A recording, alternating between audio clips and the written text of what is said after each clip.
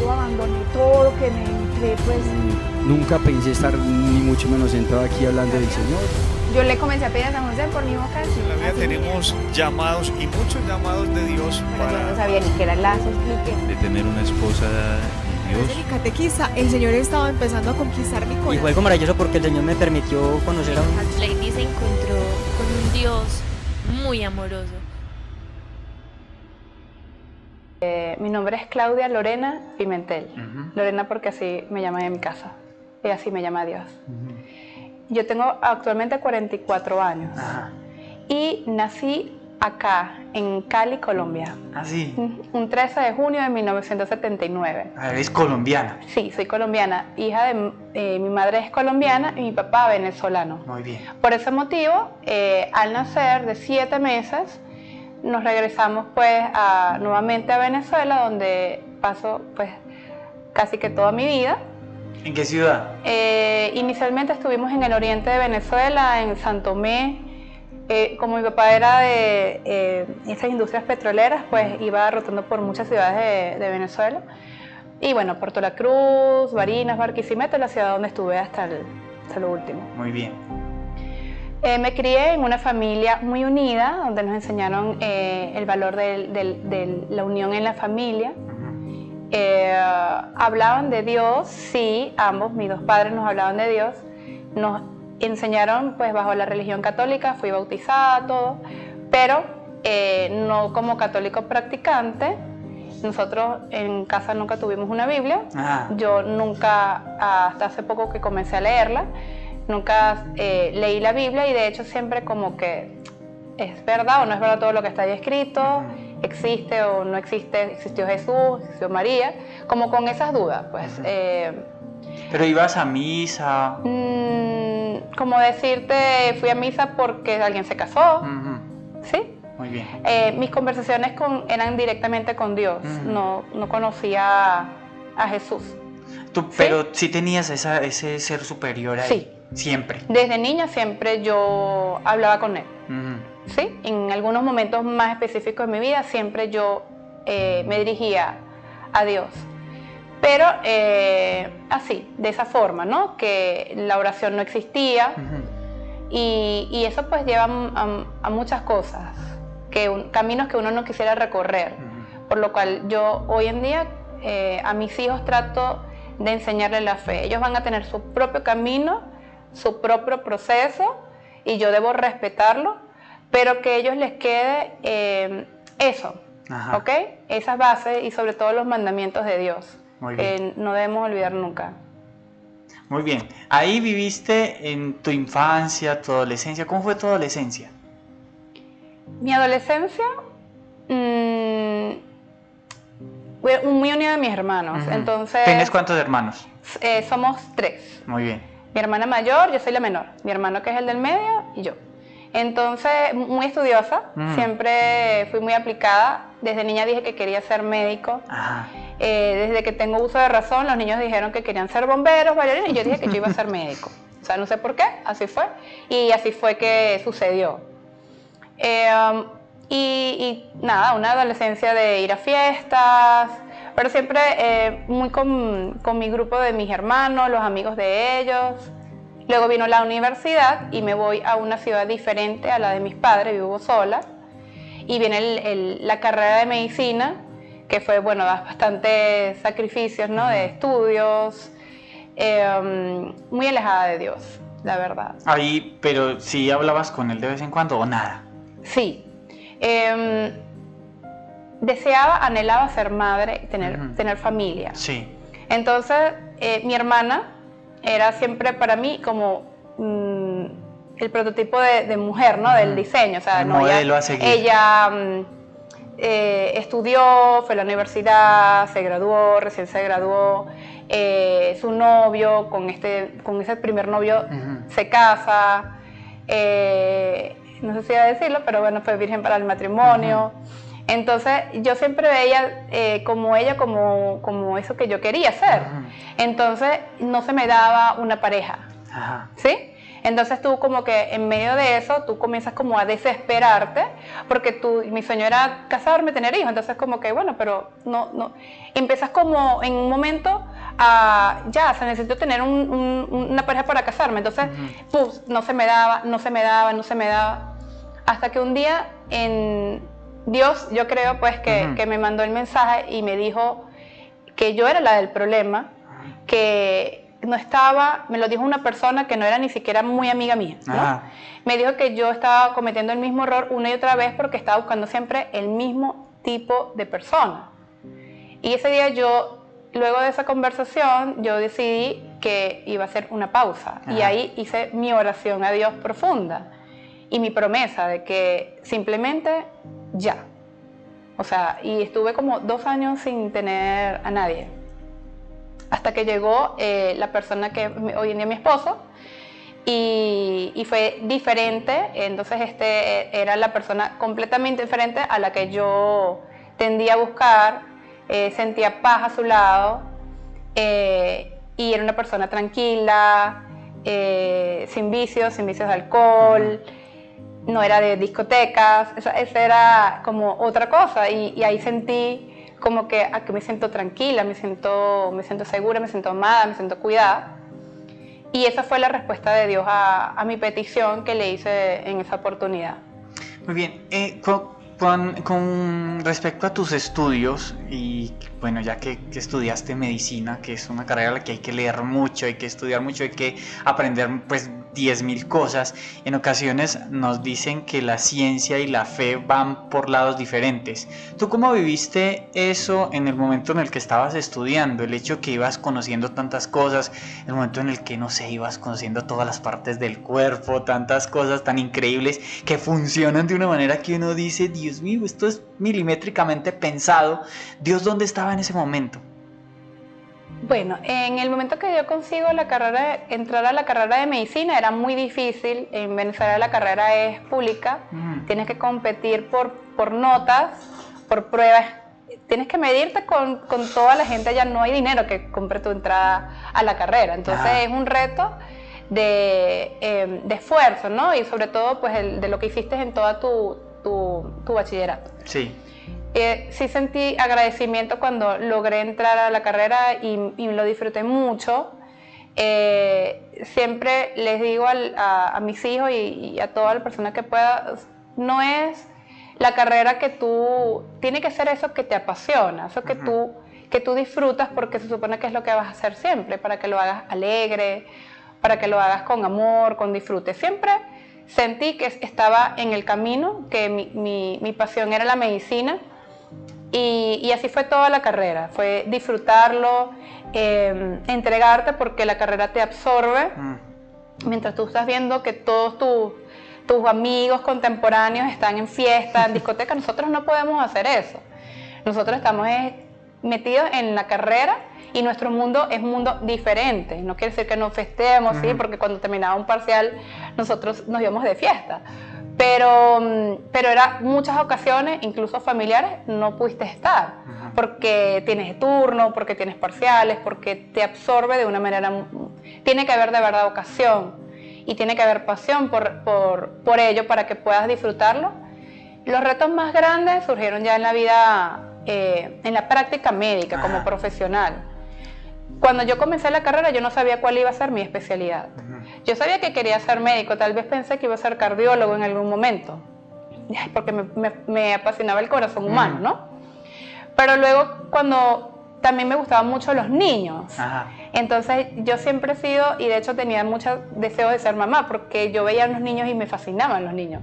Entonces, ¿Por qué crees que tengas ese sentimiento, sobre todo, te lo pregunto, en una sociedad en la que estamos, en la que los niños casi que se convierten en un estorbo, digámoslo entre comillas, y que la gente prefiere tener un perro y 2 gatos que una familia? Desde niña, siendo niña, recuerdo que amaba a los niños. De hecho, yo era, ay, cuídate al niñito, entonces yo lo cuidaba siempre soñaba la Barbie con el bebé y el Ken, y yo tenía la Barbie de la familia.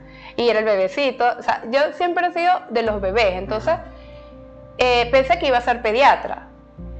¿Por qué? Por lo de los niños. Cuando entré a la rotación de estudiante de medicina, a la rotación de pediatría, me di cuenta que no, porque los veía enfermos y yo llegaba muy triste a la casa. Sufrías. Yo decía, no, o sea, de verdad me enfermó profundamente. El sufrimiento de verlo sufrir para mí era desgarrador. Y yo, no, esto no puede ser, no puede ser esto. O sea, tiene que ser algo que yo sienta esa emoción, esa cosa de querer estar otra vez ahí. No, por el contrario, yo volvía y sabía que iba a sufrir. No sé, esa fue mi experiencia personal. Claro, sí. Entonces vino mi primera pasantía por la ginecología y la obstetricia. Y yo entré, como que a mí no me gustaba eso, todos los que decían que les gustan, yo, ay, qué asco, eso ahí, uy, no, como me parecía que no. Pero vi el primer nacimiento. Ajá. Y tú vas a pensar que es mentira, pero cuando nació ese bebé, la habitación de esa sala de parto se llenó de luz. O sea, yo no podía creer, o sea, a mí se me iluminó todo. Y yo dije, es esto, la vida, eso, el ver a un bebé nacer. Yo sentí que por ahí iba a ser mi camino y ese fue el motivo por el cual entonces yo digo, ok, lo mío es la ginecología y la obstetricia porque quiero sentir esto siempre. Todos los días. Sí. Entonces, en Venezuela fue muy fácil pues el ejercicio de la profesión. En cuanto que, bueno, yo ejercía a nivel privado y yo ejercía de acuerdo a mi criterio, ¿no? Allá no está legalizado el aborto. Entonces nosotros ejercemos y siempre, sin saberlo, he sido pro vida. Siempre cuando conseguía a alguien que tenía dudas con respecto a continuar o no con su embarazo, porque sí existen los ciertos centros clandestinos que practican aborto, siempre yo les decía que no, que yo les atendía gratis, yo te ayudaba con los medicamentos, esa palabra pues para fomentar de que no se pierda nunca la vida. Eso tiene un trasfondo, ¿no? Eso tiene un porqué. Si yo me pongo a ver en mi pasado, hay un momento en el cual se sembró en mí la semilla que sería la lucha contra el aborto. Porque yo creo que ese es un llamado en el que yo creo que Dios me ha puesto. Porque mi madre, su primer embarazo, que es el de mi hermana Melina, la mayor, fue un embarazo en crisis, un embarazo muy difícil. Estando ella acá en Colombia, tenía una mejor amiga la que la quería inducir a que hiciera el aborto, pero ella no lo hizo. Ella se fue del país y pasó por una situación bastante fuerte, estuvo en una casa donde la protegieron. Por eso yo valoro mucho las casas pro vida. Cuando yo tenía 15 años, ella me contó su historia. Nosotros no lo supimos antes. Y me dijo pues que mi hermana pudo haber no nacido porque ella sintió en algún momento que estuvo sola, pero no lo estuvo.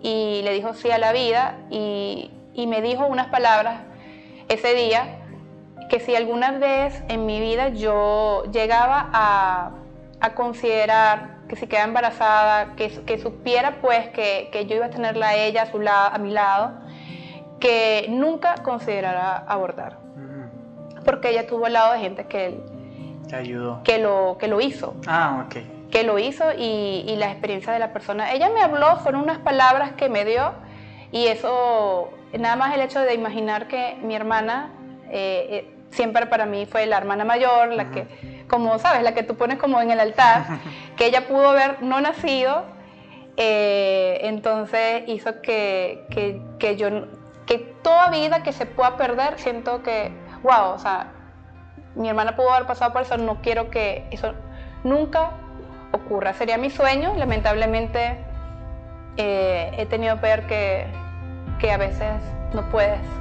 Claro. Y que la realidad te pega en la cara. Pero eso fue como el inicio por el cual yo creo que tengo ese amor a la vida y el respeto a la vida y al diseño de Dios y a los planes perfectos que tiene Dios para cada uno de nosotros.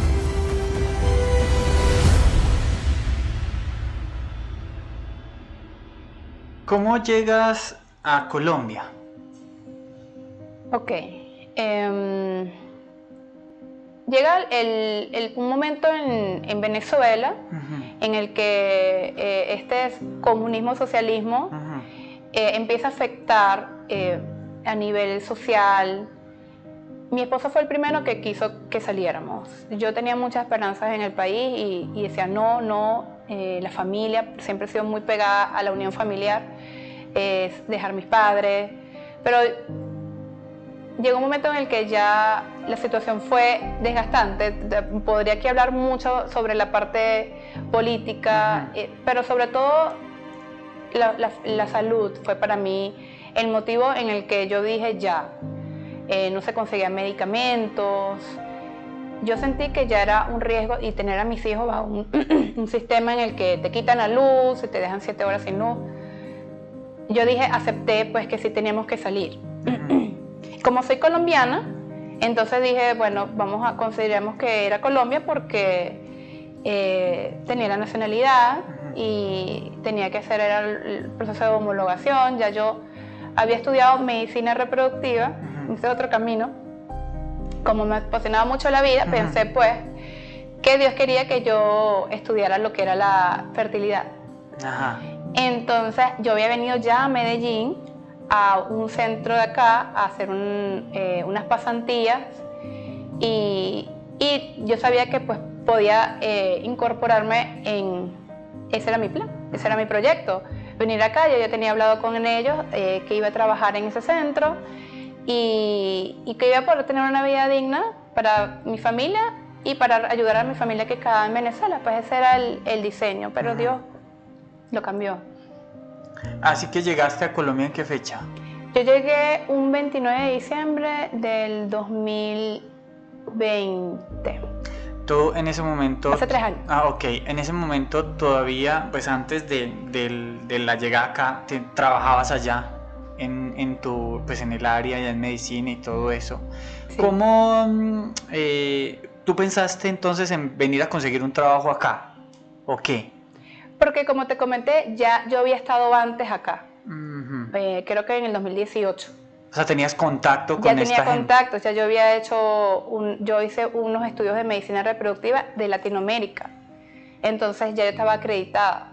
Perfecto, yo lo que tenía era que simplemente tener ya todo homologado para comenzar a trabajar en ese centro. ¿Y empezaste el proceso para trabajar ahí? Sí, yo hablé con ellos a distancia, solamente que luego vino el plan de Dios y ya eso no se dio. Te cuento. Vino la pandemia en el 2020. Sí. Ese era mi plan 2018-2019, lo de trabajar acá en esa unidad como especialista en medicina reproductiva. Pero vino la pandemia y entonces todo lo que estábamos viviendo hizo que yo de alguna forma me enfermé y volví a hablar con Dios y volví a como a buscar a Dios, ¿no? Como que clamé y empecé a buscarlo de una forma que no era la correcta, pero te voy a decir toda la verdad. Sí. Mi hermana y yo éramos muy unidas y conversábamos mucho. Y ella, hermana, yo también necesito como buscar algo. ¿Ella vivía dónde? Ella vivía en ese momento en Inglaterra. Pero nosotros nos la pasábamos siempre videollamadas y hablábamos mucho. Y ella estaba entrando en lo de la nueva era. Yoga. Entonces me dice, vamos a hacer algo de meditación. Y yo, ok, yo no tenía ni idea. Y yo, ok, vamos a hacer meditación. Y comenzamos con lo del yoga, la nanda, pero no duró mucho. Porque inmediatamente yo empiezo a hacer esto, empiezas a hablar con Dios, ¿sí? Y en uno de esos momentos en los que yo estaba haciendo las meditaciones, yo le dije a Dios que me mandara, yo empecé como a buscarlo más como mi propósito de vida, porque se estaba dando la idea pues de ya salir de Venezuela, de cambiar. Entonces, bueno, ¿qué es lo que tú quieres? ¿Para qué te sirvo? Empecé como por ahí, mándame señales, avísame. En ese momento que yo termino de decir esas palabras, me suena el teléfono, pero como yo le estoy diciendo eso, en ese momento me suena el teléfono y es una amiga, colega, que me manda a hacer un retiro espiritual de San Francisco de Asís. Entonces yo digo, esto es una señal porque se lo estoy diciendo. Entonces yo le digo a mi hermana, tenemos que hacer este retiro espiritual porque yo le dije a él y él me mandó a hacer un retiro espiritual. ¿Y el retiro era dónde? Era virtual. Un retiro virtual. Era un retiro virtual. Ajá. Entonces el retiro, ellos te iban explicando TOF, Taller de Oración y Vida, del padre Ignacio Larrañaga. Muy bien. Entonces, para que veas que Dios se presta hasta para los retiros virtuales, porque en ese retiro ellos nos contaban sobre la vida de San Francisco de Asís. Entonces, bueno, primero fue su vida, luego te explicaban, yo no sabía ni siquiera qué era el Espíritu Santo, pero ellos te enseñaban que tú tenías que invocar al Espíritu Santo. Y yo hice simplemente lo que ellos me dijeron. Pero de repente lo hice no sé, con amor, con pasión.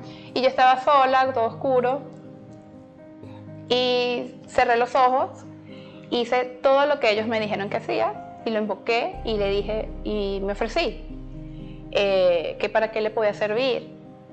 Y en ese momento ocurrió mi encuentro con Dios. ¿Sí? Como todos en algún momento tenemos ese momento en el que Él se muestra, y entonces pude ver colores. ¿Sí? Yo tenía mis ojos cerrados, pero te voy a contar esto que es muy privado. Yo tenía mis ojos cerrados y vi todo de colores. Es como que si se hubiese prendido algo. Y era como vitrales de colores que se movían, una cosa impresionante, bella y hermosa. Y entonces un coche, como de bebé. Yo no entendía nada. Vi a la Virgen María de blanco, hermosa. ¿Sabías que era la Virgen Sí. María? Sí, ¿Conocías sabía. de ella o...? Sí, por mi hermana. Ajá. Mi hermana era muy devota de la Virgen. Sí. Entonces sabía que era la Virgen. Y no sé, como muchas cosas, ¿sí? que vi, que nunca entendí nada, pero al final una voz que no es de afuera, sino una voz que tú reconoces que no es tuya, que te dice que no tengas miedo. Y yo tuve miedo. Inmediatamente tuve miedo. Se lo conté a mi hermana. Ella, pero a mí no me pasó nada, hermana, no puede ser. Y yo, sí, yo no sé qué es esto.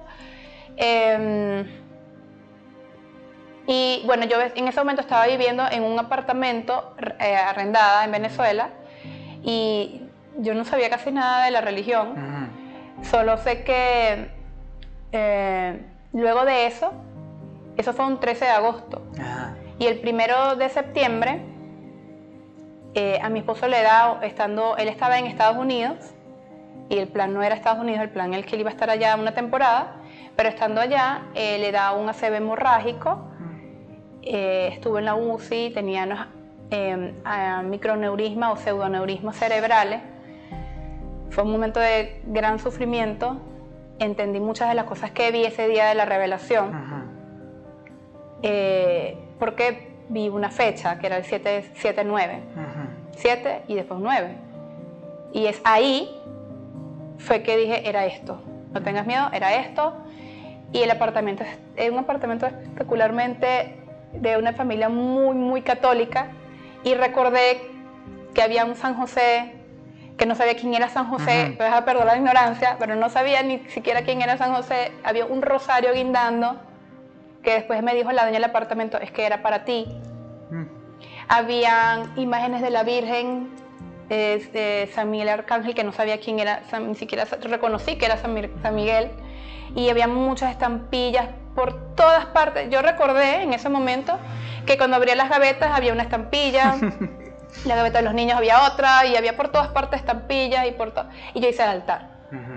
¿Sí? Agarré todo, agarré el rosario, y mi hermana me enseñó a hacer el rosario. Pues estaba pidiendo por mi esposo.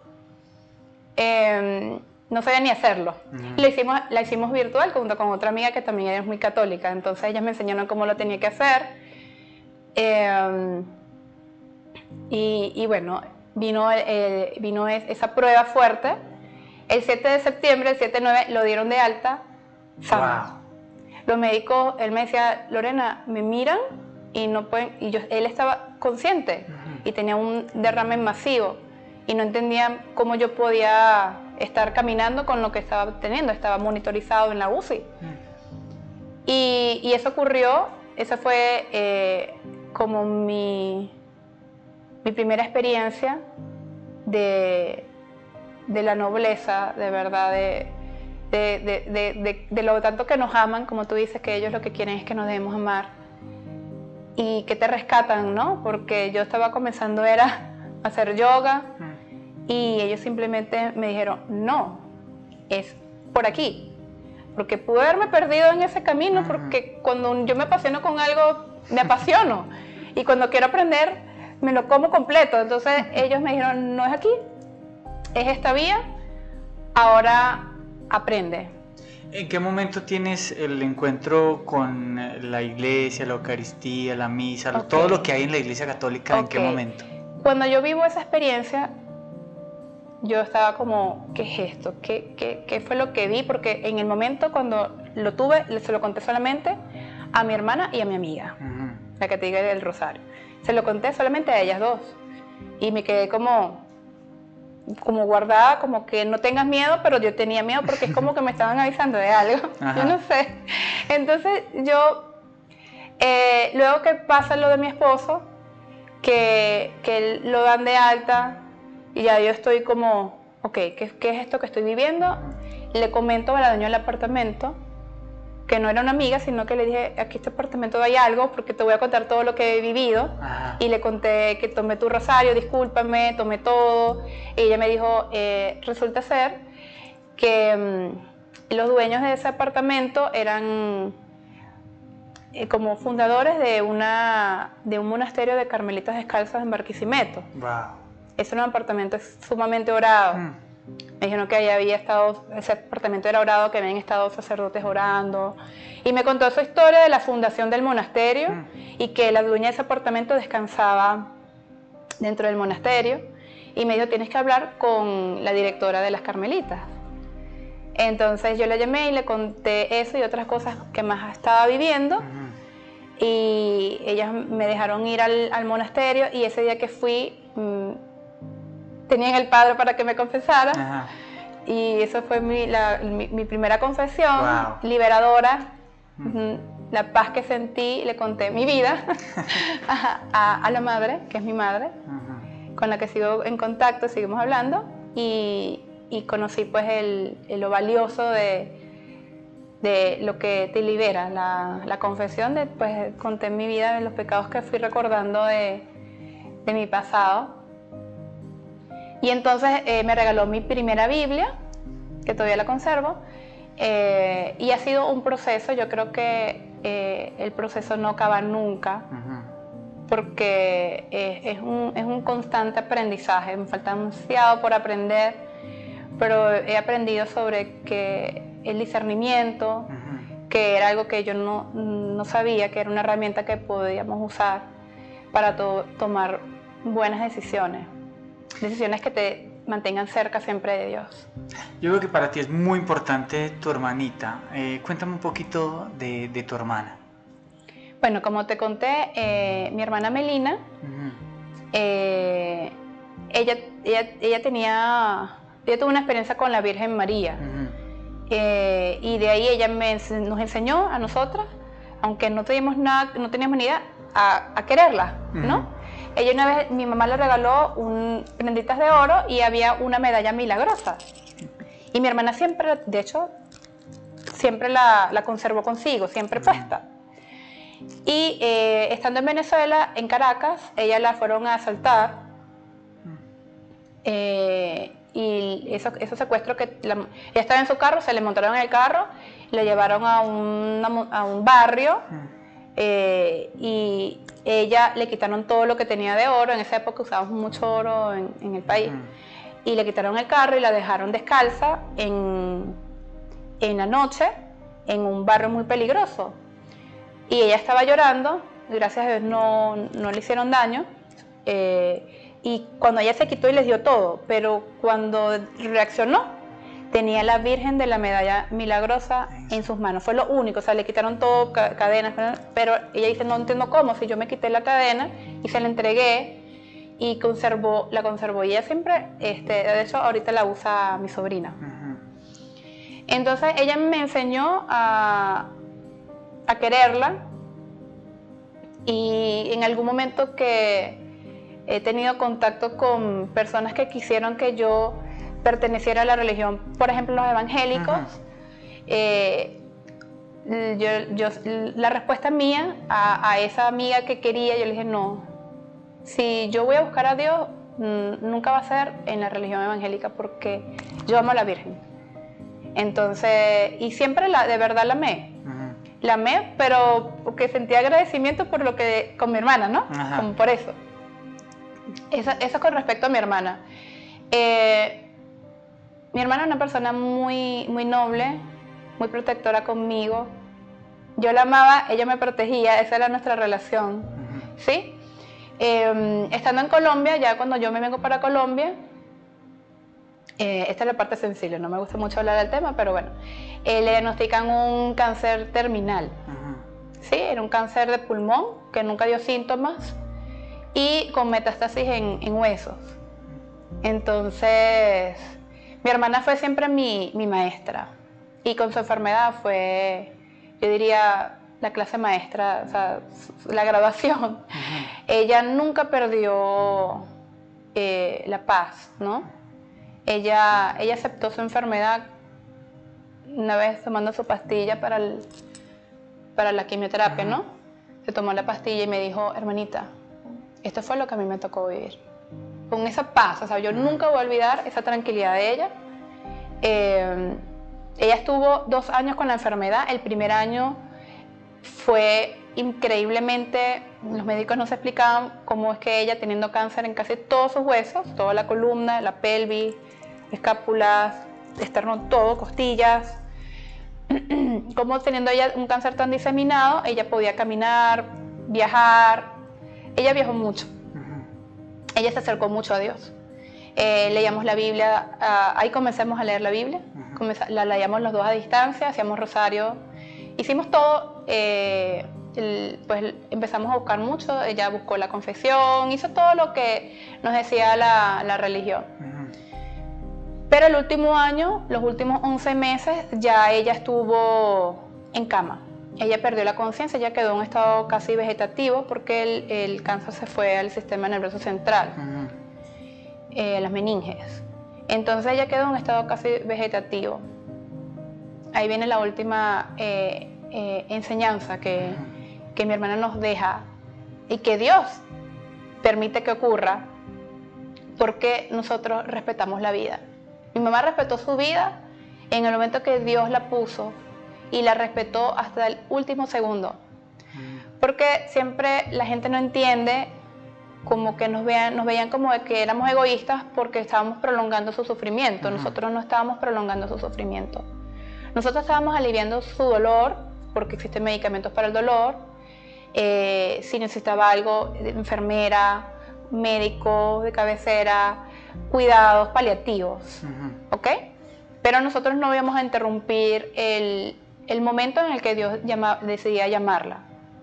Y fue una decisión familiar y fue la correcta. Para mí fue la correcta. Y Dios es tan hermoso que él, después de 11 meses de su estado vegetativo, se la llevó el 16 de junio, que era el 16 de junio, era el día de este año de la Divina Misericordia, Sagrado Corazón de Jesús. Es el día del Sagrado Corazón. El Sagrado Corazón de Jesús, y el día siguiente de la Virgen María.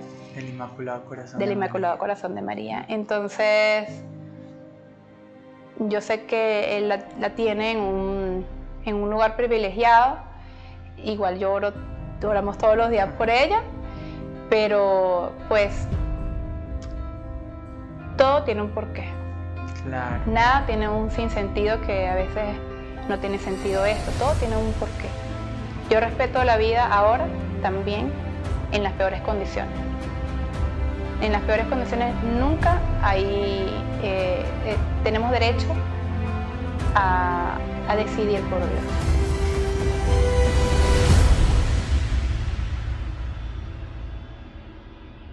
Claudia, cuando nos conocimos, tú me contabas de una oportunidad que tenías para trabajar en Colombia en una institución que aparentemente ayudaba en pro de la familia y que era casi que el trabajo de tu vida. Cuéntame un poquito de eso. Ok, cuando llego a Colombia, llego a Cali inicialmente. Estaba yo en esa época cuidando a mi abuela, que estaba también en un estado ya terminal, 2 años en cama.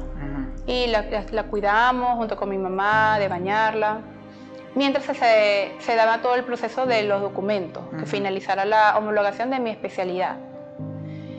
Y bueno, finalmente se logra mi título, estaba listo para ejercer, empecé a colocar hojas de vida en los diferentes centros en Colombia, inicialmente en Cali, después abarqué Medellín y Bogotá. Pero era difícil porque entiendo totalmente que no conocen el centro universitario de donde vengo, no saben quién soy, mi formación. Y ellos me decían que les gustaba mucho mi hoja de vida, pero que lamentablemente yo no tenía experiencia acá en Colombia y que no me podían contratar.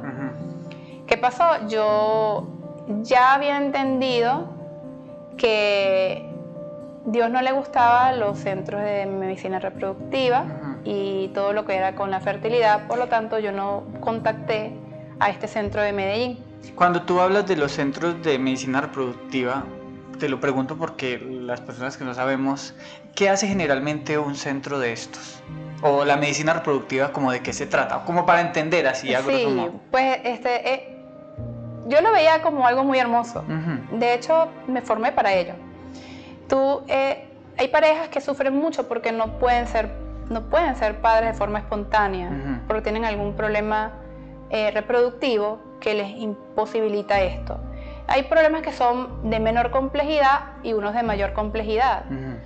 Entonces, también existe la medicina reproductiva de baja complejidad y de alta complejidad. Entonces, tú puedes favorecer que una persona de repente no ovule y tú induzcas que ella pueda ovular, de repente corrigiéndole algún problema endocrino, hormonal, tiroides, esas cosas que yo creo que pues es completamente natural, que puedes tú hacerlo. Muy bien. ¿Sí? Puedes ir avanzando en la ayuda a esta pareja, de repente el esposo tiene algún problema en el conteo de los espermatozoides, ¿sí? En el volumen, en la movilidad de los espermatozoides. Entonces tú puedes ayudar a través de inseminaciones artificiales para que esos espermatozoides lleguen más rápidamente al encuentro con el óvulo. Y esa es la inseminación artificial. Pero hay algunas parejas, o el hombre o la mujer, en el que ese encuentro es imposible sin hacer una fertilización in vitro, que son los probeta, o una inyección intracitoplasmática de esos espermatozoides dentro del ovocito, porque de repente las trompas están completamente obstruidas, porque los espermatozoides tienen muy poquitos y no tienen manera de llegar. Entonces surge la medicina reproductiva de alta complejidad, que trabaja en un laboratorio, extrae óvulos de la mujer, espermatozoides del hombre y los inyecta dentro del laboratorio y se forman embriones. Muy bien. ¿Ok? Entonces estos embriones luego son transferidos al vientre materno y en algunos casos se logra entonces ese embarazo. Yo veía que eso era hermoso, yo no entendía, o sea, qué parte de esto a Dios no le puede gustar. Pero en imitación a María, que la madre de la obediencia, yo se supone que no podían, sin entenderlo. Sin entenderlo, aunque mi familia no lo entendiera, mi esposo no lo entendiera, porque se supone que es lucrativo, yo no podía tocar esa puerta. Y yo no la toqué, porque yo sabía que era entrar a un centro de medicina reproductiva. Entonces, ese no era lo que quería Dios, sin entenderlo. Luego, más adelante, te voy a contar por qué lo entendí. Que logré entender por qué no le gusta a Dios. Entonces surge la idea de buscar trabajo en una entidad de EPS, como el resto de la población normal, y empiezo a buscar hojas de vida, hasta que por fin me llaman de Medellín. Una entidad muy famosa que está en muchas partes de Colombia, que se supone que trabaja en pro de la familia. Yo no tenía ni idea quiénes los nombres de las entidades de acá. Entonces me emocionó mucho, me hacen una serie de entrevistas hasta que ya me dicen que el cargo era para mí, el sueldo era magnífico, ya yo estaba buscando un apartamento donde mudarnos, estaba muy contento, habíamos ya celebrado, pero faltaba pues la entrevista con la directora. Y yo, bueno, ya era simplemente como conocer a la directora y que íbamos a conversar sobre lo que yo iba a hacer, sobre mis funciones dentro del trabajo. Yo sabía dónde estaba la dirección, era un lugar céntrico. Entonces yo estaba buscando, bueno, más o menos dónde iban a estudiar los niños, hasta que tuve esa conversación, una videollamada 45 minutos, porque yo me encontraba aún en Cali, y mi mamá estaba sentada ahí en el sofá, me acuerdo, y yo estaba en mi videollamada. Hablamos todo sobre lo que yo iba a hacer, pero al final, ella no tenía ni idea con quién estaba hablando, definitivamente. Al final me dice, una última cosa, ¿tú estás de acuerdo en recibir entrenamiento porque te vamos a llevar a Bogotá para que recibas entrenamiento para hacer feticidio en embarazos a término? Eso en un lenguaje que una persona que no entendemos, ¿eso qué significa? ¿Qué es un feticidio en embarazos a término? Ok, entonces feticidio, y ella misma me lo explicó cómo iba a ser, tú vas a recibir entrenamiento para hacer una ecografía, mediante la ecografía buscar al bebé a término 37 semanas o más, 38, 39, bebés que al nacer pues ya viven. Y con una aguja delgadita llegas al corazón del bebé y le inyectas una solución mortal. Los matas dentro del útero y luego no me explicó cómo se supone que lo íbamos a sacar de ahí. Yo no podía creer que me estaba hablando de eso. O sea, yo sabía que en Colombia, porque yo había hecho el curso de violencia sexual y ya me había leído la ley. Y yo sabía de las 3 causales, ¿no? Yo sabía las 3 causales y yo le dije a ella, pero eso no es legal acá. ¿Cómo que un embarazo a término? Entonces ella me explicó, sí, porque está la causal de la violencia, un embarazo producto de una violencia sexual, una enfermedad fetal que sea incompatible con la vida y una enfermedad que ponga en riesgo la vida de la madre. Entonces yo le dije, ¿y dónde entra eso aquí? Bueno, nosotros tenemos aquí psicólogos especialistas que te van a hacer que ese embarazo en esa mujer produce un cuadro depresivo, de ansiedad, que puede inducir a un suicidio, por ejemplo, y que entonces puede poner en riesgo la vida de la madre. Y ese es el camino por el cual nosotros tenemos ley abierta para hacer esto, que tú no estarías incurriendo en ningún problema legal. Pero está el problema ético. ¿Tú le dijiste o no? Yo le dije, fue de verdad muy impactante porque era hablando humanamente, o sea, era la ilusión que teníamos todos, yo y mi familia. O sea, yo lo que tenía era como, primero eso, que se me cayeron todos mis planes, estoy desempleada otra vez, mi esposo está en Estados Unidos con una enfermedad y yo sigo estando aquí desempleada. O sea, porque hay que poner en contexto toda la realidad, todas las cosas por las que pasamos, por las que tenemos que discernir muy bien, porque el camino es muy amplio para tomar las malas decisiones. Entonces tú pones primero esto, tú dices, o sea, necesito un trabajo, estoy desempleada, no tengo experiencia, es un buen sueldo, tengo 2 niños a quien sostener, mi esposo tiene unas aneurismas cerebrales, está allá en Estados Unidos en una situación delicada, tengo mis padres que están en Venezuela, en una situación que tú sabes la situación de Venezuela, pero yo amo la vida. Yo soy incapaz de atentar con la vida ni siquiera de una cosa de este tamaño. O sea, imposible. O sea, ella tuvo que haber visto como a mí se me descompuso la cara. Primero empecé como a juzgarla en el sentido, y eso es ilegal. ¿Y cómo lo vas a hacer? Y no sé qué, ella como tratando de explicarme que sí lo voy a poder hacer, que no tuviese miedo. Yo le dije, imposible. Yo jamás sería capaz de asesinar a un niño. Así se lo dijiste. Así. Y ella se puso muy molesta y me dijo, ok, luego te llamamos. Y me trancó así. Mi mamá sabe, y yo la miré y yo le dije, o sea, imposible. fue fuerte. Ujú. ¿Sí? Primero emocionalmente en el momento que yo dije, si yo viví esto es por algo. O sea, Dios no se equivoca en nada. Y sentí tanta rabia, Ujú. tanta indignación y tanta tristeza que existan colegas que por cualquier motivo acepten eso. Porque no hay motivo. Yo estaba viviendo en una situación de desesperación. Si tú te pones a ver desde el punto de vista que estás llegando de inmigrante a una ciudad, que estás a cargo de tienes unos niños a quien mantener, tantas cosas. Pero nunca, primer mandamiento, amar a Dios por sobre todas las cosas, o sea, más nada. Lo demás, Dios lo resuelve.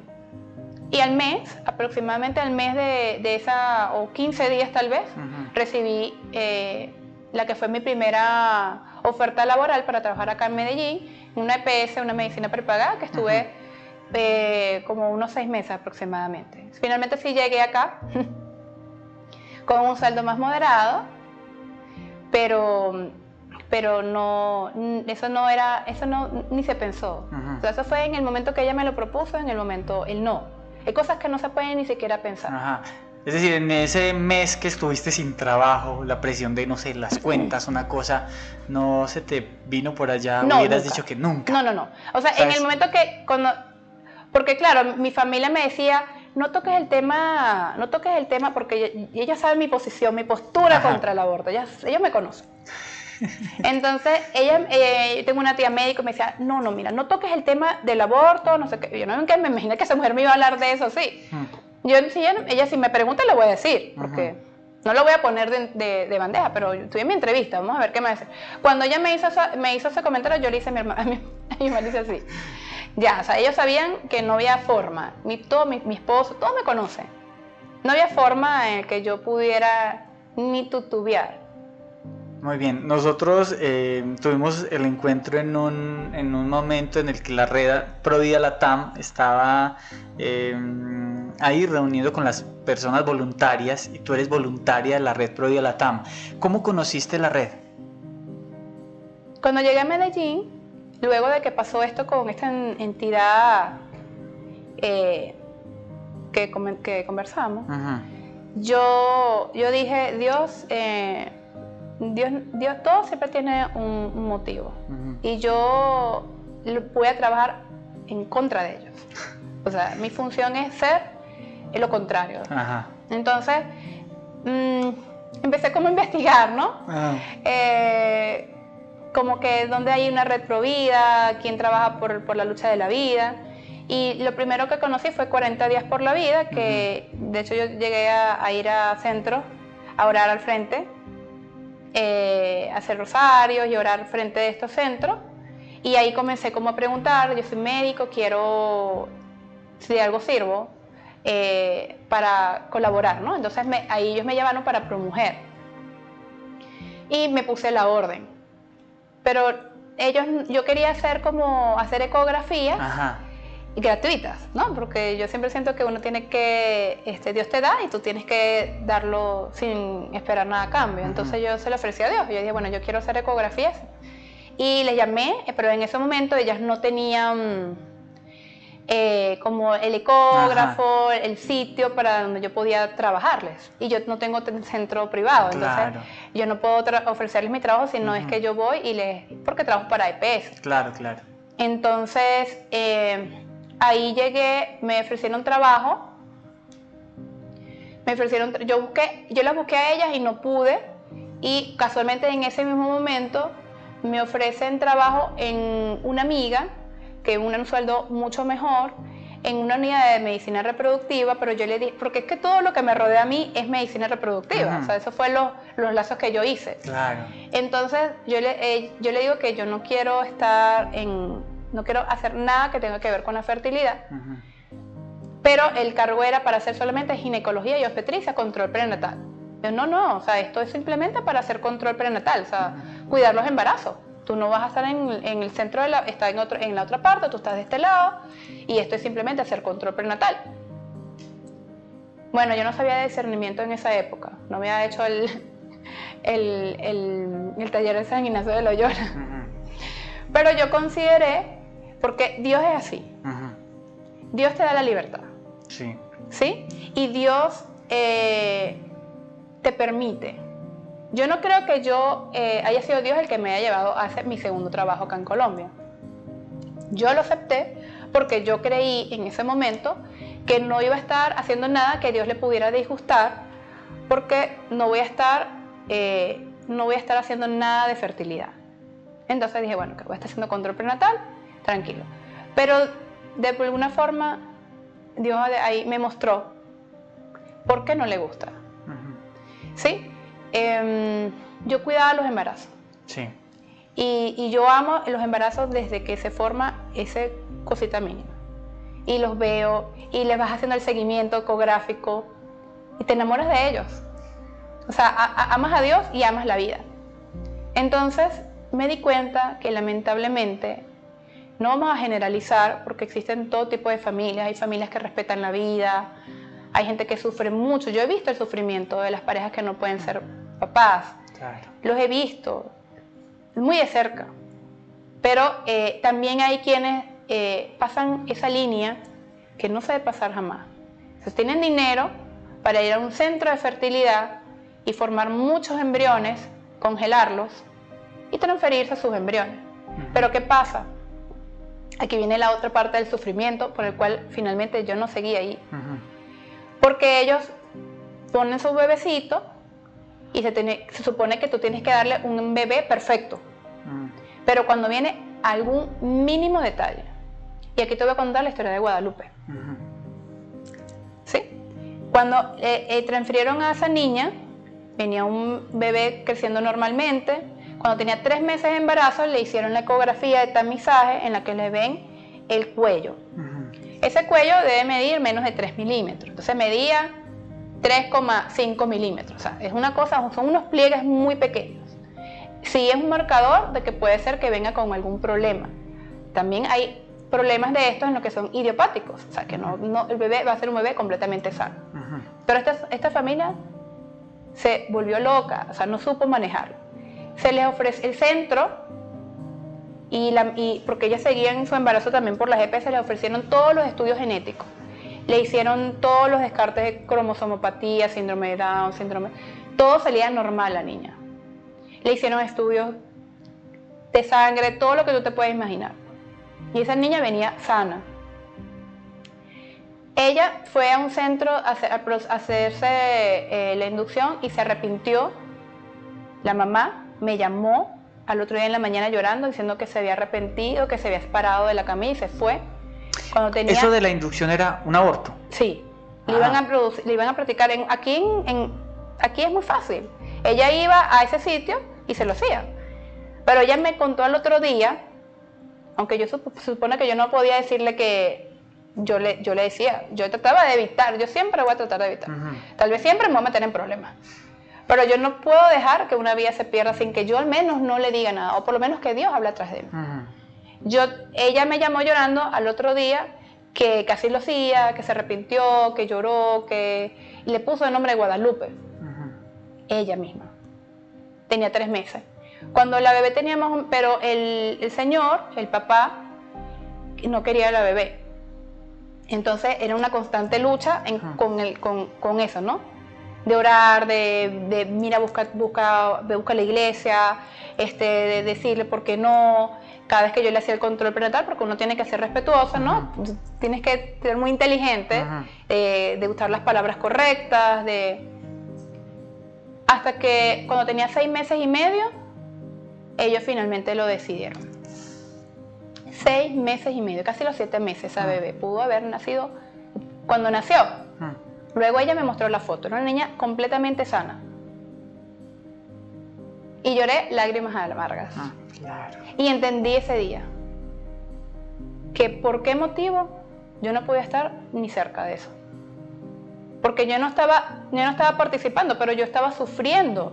¿Cómo es que te compras un bebé como si fuese un carro que está desperfecto, lo botas y te compras otro? Porque ¿sabes lo que dicen? Yo tengo 10 embriones congelados, ya sácame esto y ponme el otro. Porque no es solamente un caso, son muchos casos que se ven a diario. Porque el sexo no, yo quería era una niña, yo no quería un varón. Ponme la niña.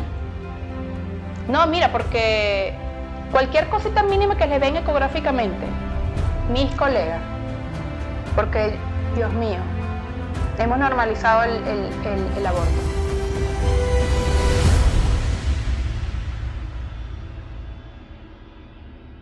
Entonces ese día yo entendí, Dios, hay que obedecerte, porque es que tú no te equivocas. Y es porque la iglesia no se equivoca, porque a veces vamos mucho en contra de la iglesia. La iglesia, lo que está escrito, son revelaciones. No quieras vivirlo, no quieras sufrir.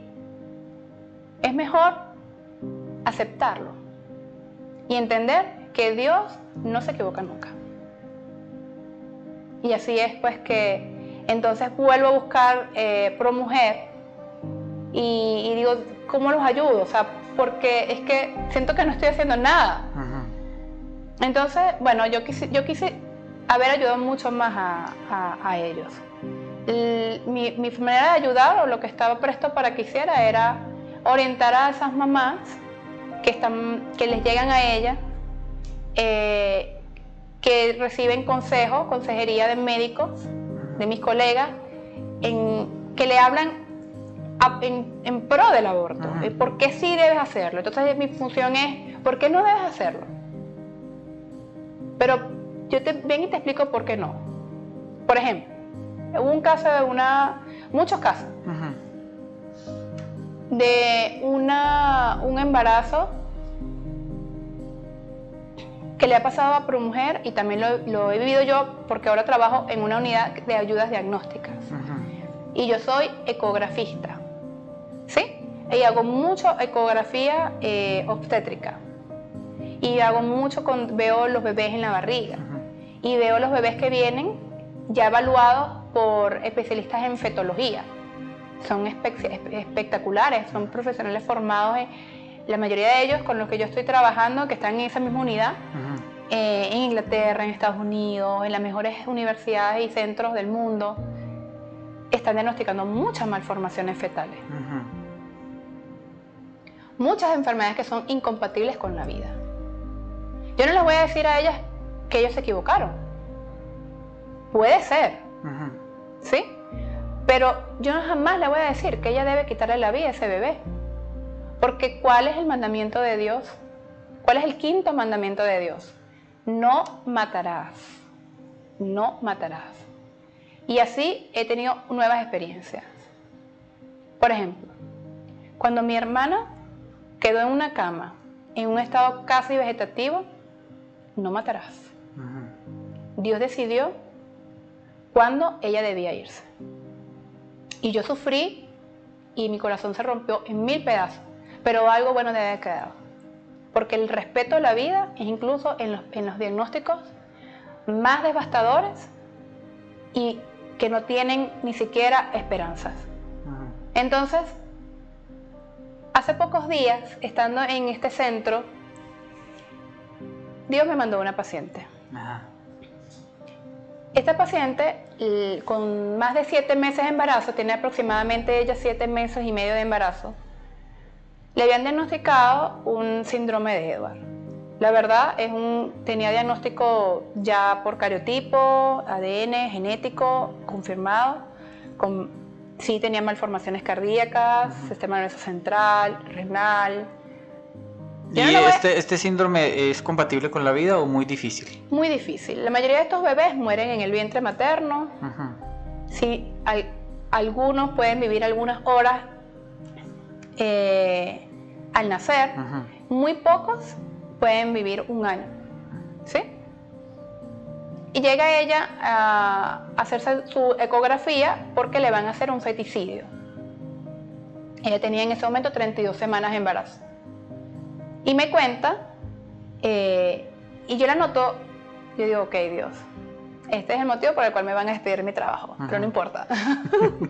Porque se supone que aquí la ley tampoco puedes tratar de convencer a una persona que haga o no lo haga. Pero, ¿qué le voy a decir yo a Dios cuando me encuentre con Él cara a cara? ¿Qué me va a preguntar? ¿Qué hiciste? ¿Te dio miedo? Si Dios me dijo a mí, no tengas miedo.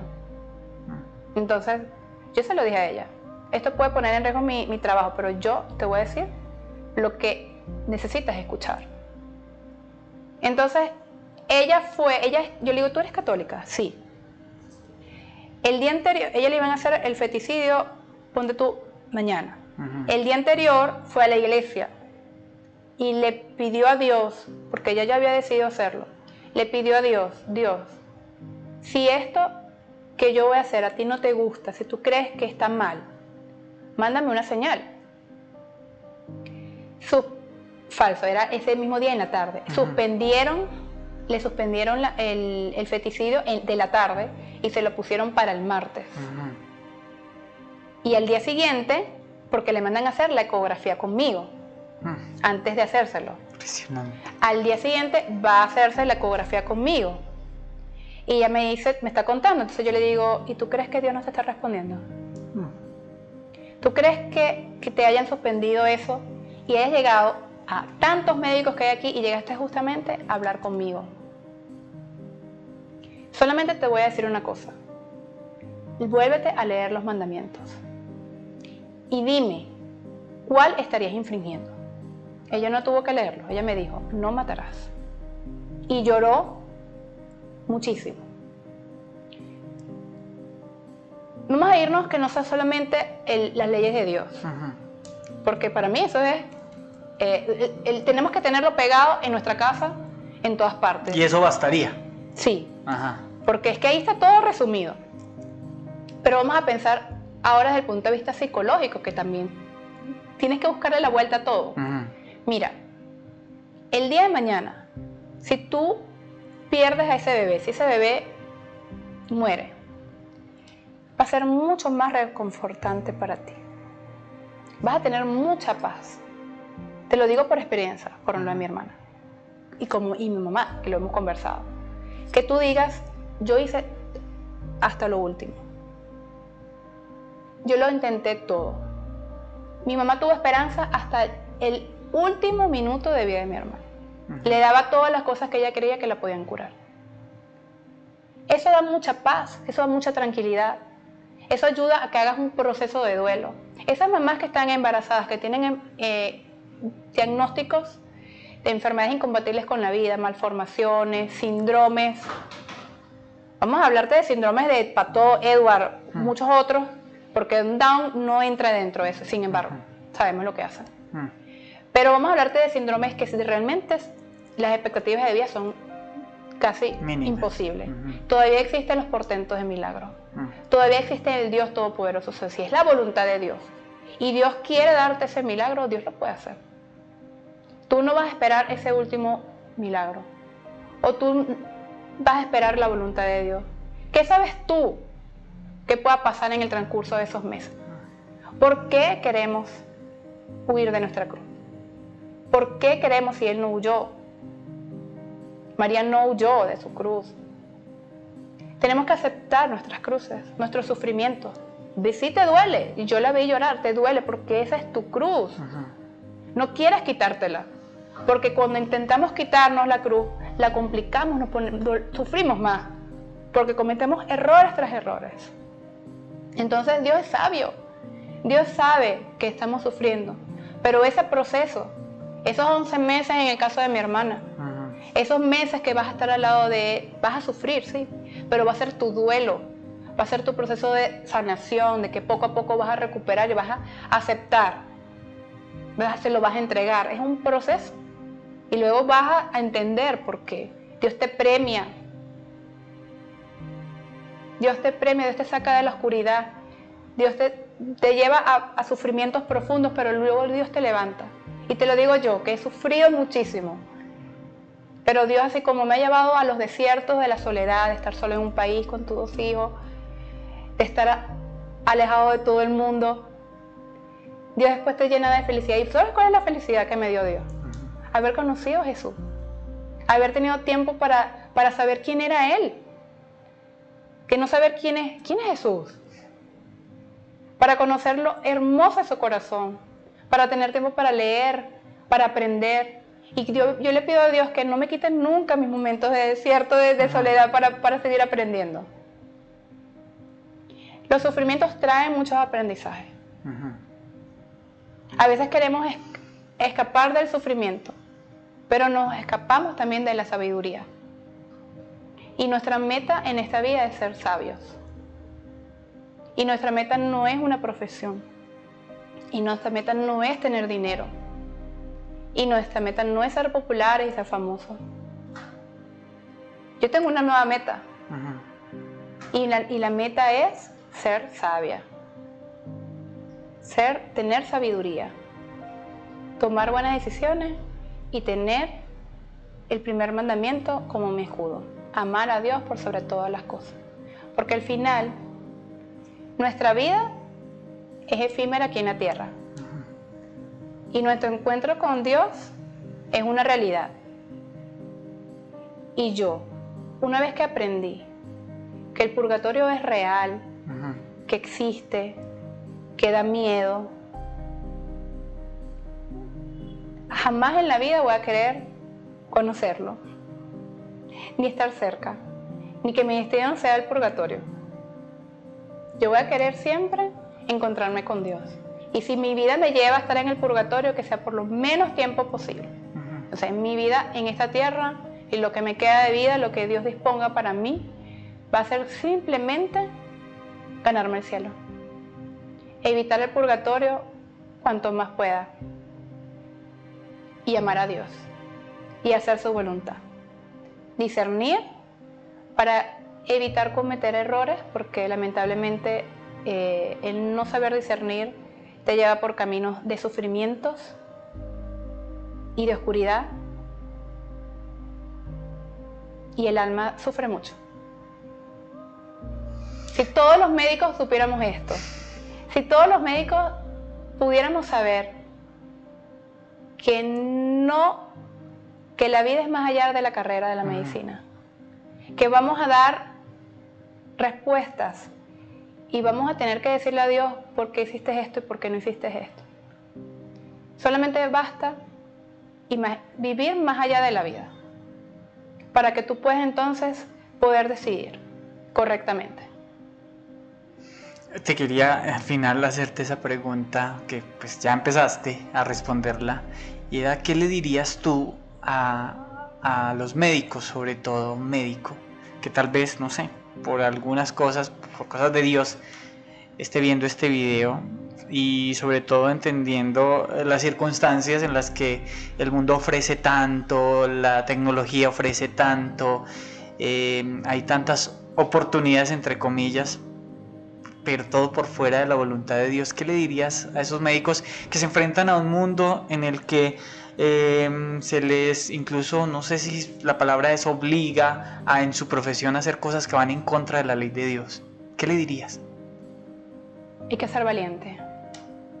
Hay que ser valiente, hay que ser auténtico. ¿Ok? Una vez una amiga me dijo, discutiendo sobre el tema de la lucha de la vida, ¿no? Es que no soy yo la que lo estoy haciendo, o sea, son mis jefes, arriba. Yo no. Cuando tú vayas al encuentro con Dios, tú no le vas a poder decir eso.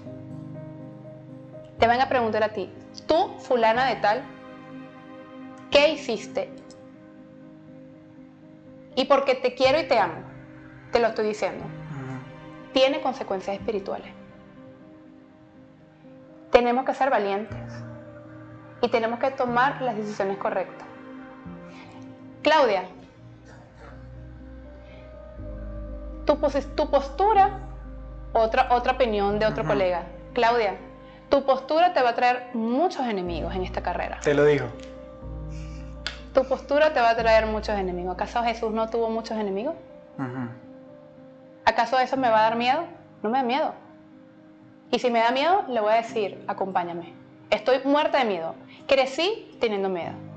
Era la persona más miedosa del mundo. Crecí bajo miedos. Pero yo dije que no más. Porque es eso, es simplemente, yo lo único que pienso todos los días de mi vida, cuando viene el momento de decir, ok, ¿qué vas a decidir? Porque esos son segundos para decidir. Y cuando he tenido ese momento, lo único que pienso es, ¿qué haría Jesús? ¿Qué vas a hacer? ¿Y qué te importa lo demás? ¿Y qué te importa si te quedas sin trabajo? Si tú tienes a tu lado al Todopoderoso, que es el que te acompaña en todas partes. ¿Y qué importa si vas a terminar presa? ¿Será que es que ahí va a ser mi desierto? O sea, ¿qué importa? ¿Qué importan las consecuencias en esta vida? Cuando yo lo que quiero es reencontrarme con mi hermana en el cielo. Cuando lo que yo quiero es estar cerca de Jesús y de María. ¿Qué importa cuando tú, si la gracia de Dios te lo permite, puedes ver nuestro destino? Cuando tú puedes saber tu destino, que puede ser el purgatorio, el infierno o el cielo, yo le pido a Dios que todos pudiéramos saberlo, que todos pudiéramos verlo, porque ese miedo sí no quiero que me lo quite nunca Dios, porque yo quiero preservar mi alma, porque tengo claro que esto es temporal y que esto de aquí es lo que nos va a llevar para allá, y que seamos auténticos, y como dice Acutis, que no seamos una copia, que seamos originales, que no sigamos a lo que todos hacen. En estos días hablé con un estudiante de medicina y le dije, ten mucho cuidado, porque la carrera y todos te van a llevar por caminos que vas a seguir como borrego. O sea, no puedes. Tú tienes que tener claro primero la ética médica y que no el camino de los demás es el camino que tú debes seguir. Si nos ponemos a hablar mucho, hay muchas cosas que yo no sé, que yo desconozco. Los métodos de planificación familiar, todavía estoy ¿pero por qué? Ya no quiero ni saber por qué. Porque ya no le voy a decir a él, explícame por qué, porque me va a llevar al camino del conocerlo. Ya no lo quiero ni conocer. Yo solamente quiero que él me dirija al camino. Si él quiere que yo sea médico toda mi vida, él verá si es que ese es el camino que quiere para mí. Si él quiere que yo me dedique a otra cosa, pues bienvenido sea, porque yo aprendí que mi propósito de vida definitivamente no es mi carrera profesional. Mi propósito de vida va más allá. Mi propósito es ayudar a lo que Él quiera acá en la tierra, a lo que Él disponga. Y yo lo que voy a estar es dispuesta hasta mi último aliento de vida a lo que yo le pueda medianamente ayudar, porque son pequeñas gotas, y aceptarlo inclusive, porque son muchas las vidas que a pesar de que tú hablaste, que tú oraste, que tú ofreciste, que hiciste humanamente, espiritualmente todo lo que tú podías hacer, pero no ocurrieron, porque Dios sabrá el momento de cada uno de nosotros. Dios a mí me tocó un 13 de agosto de 2020. Y para cada uno de nosotros tiene una fecha, un momento, para que eso ocurra.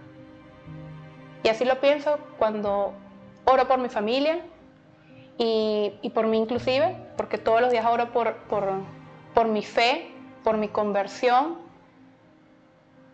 porque no la pierda, porque no me salga del camino, porque es muy fácil. Nos podemos confundir. Y oro por eso, para que cada uno de nosotros vivamos un encuentro real con Él, porque no existe otra forma. Yo puedo estar aquí contándote mi vida, mi testimonio. Es que cuando tú lo vives es diferente, tienes que vivirlo.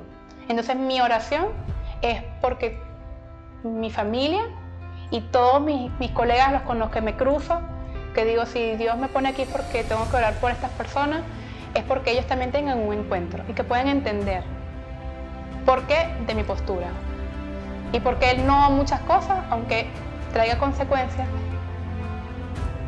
y porque Él sí a otras. Yo abandoné todo lo que me entré, pues Nunca pensé estar ni mucho menos sentado aquí hablando del Señor.